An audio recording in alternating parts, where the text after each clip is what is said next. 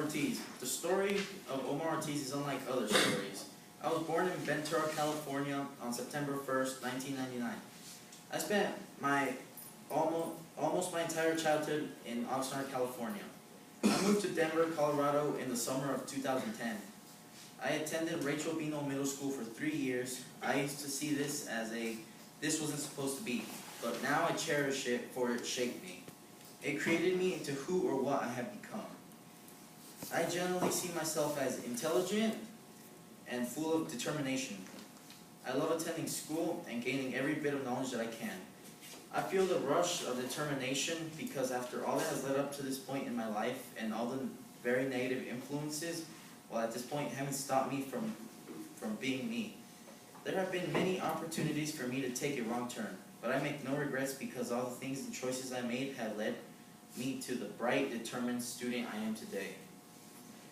I am currently living with both of my parents and my younger sister. My parents have raised me to the maximum potential. They also give me so much freedom that I have my own opportunities to make right choices. My sister, although sometimes a nuisance, I enjoy having her around. She always inspires me to be a good person because I think about how I want to be looked at through younger family members.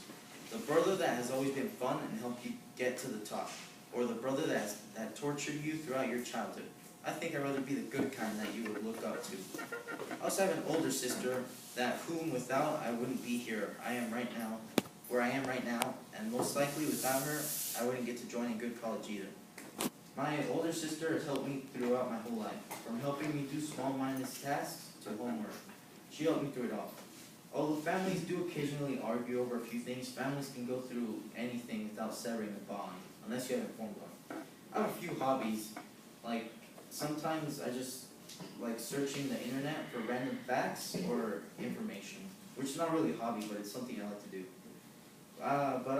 But I also enjoy having mindless fun in video games, and I also like to socialize.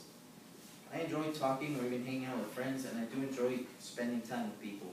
Although I don't see myself achieving true happiness, I'm not sure why, but I happily acknowledge this thought because I can be happy in my own way. Although something that does settle this uneasiness is my love for writing. I enjoy writing things from poems to essays, or in this case, this speech. I do enjoy writing. Writing expresses my emotion, and it is just a passion that I am beginning to realize that I have. I also have a similar passion for science and chemistry. I just enjoy how it works and learning about it, doing it. Moving forward, I am not very easy to annoy or anger. There is nothing that specifically angers me, but I usually manage to keep a cool temper. When I lose it, I usually just keep it all within me. I usually don't like to spread my negative feelings, but like everyone else, I will leak some of it. But that is okay because my nature is not aggressive. After high school, I want to go to a good college or university and get a job or career as a chemist. Aside from that, I don't really seek fame and glory all that much. But I'll be okay with it if it seeks me. I just want to live a happy life, maybe settle down with someone. What do I believe in? A hard question to answer because it can be fairly specific. I believe in God and everyone around him, as well as the Bible. I'm Christian. One more thing that I believe in is that if you truly want something, you can achieve it with enough determination. Life-changing experiences. Well, I'll start off with the fact that moving to Denver from Oxnard itself wasn't easy. Every little thing was new to me, but I'm really glad it happened that way because I liked the experience. I enjoyed coming. I enjoyed shaping myself using this template. I like who I have become, and I will partially thank that move. Best choice ever. I have learned so much here, and I was able to develop the way I want to here. The second life-changing experience was the one that screwed me up. I think of it as my calling to maturity, my gateway to the real world. A little over a year ago, I was visiting family who lived nearby my home. We went home late at night, but arrived to see a mess of damaged cars. A drunk driver had ridden through our street hitting cars, and I remember hearing about a house too. So we, along with a few other neighbors, did what any rational people would do: dial 911 on the phone. So yeah, the police came and did what they could. But for some reason, I saw tension begin between a policeman and my dad. My dad was just focused on his ruined car, but the policeman really had some sparks in him for some reason. At one point, my dad was handcuffed, A clear reason was never given, but the tension did grow. Only I was able to see it. I was beside my dad as him and 3 policemen were talking about the situation. While still handcuffed, then the next thing I knew, I saw the cop punch my dad. 3 was the lucky number.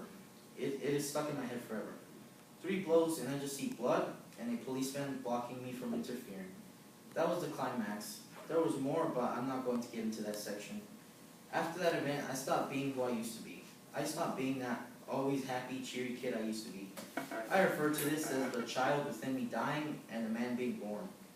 I hold myself up for a long time. I'm actually still in that hole for eternity. That had the biggest impact on me because of the trauma I developed. It was heavy and painful on me. I was able to cope with it through words. I looked back to my files on the computer from that period in my life, and I wrote a lot of angry and depressed notes in my computer. That helped me discover myself because the first thing I did after the experience was mindless activities and writing. To be honest, I am thankful for this experience. I'm not letting it completely drag me down, but it did help me mature and join the real world. It made me stronger. That was the biggest experience I've ever had. It was Omar's calling to the world.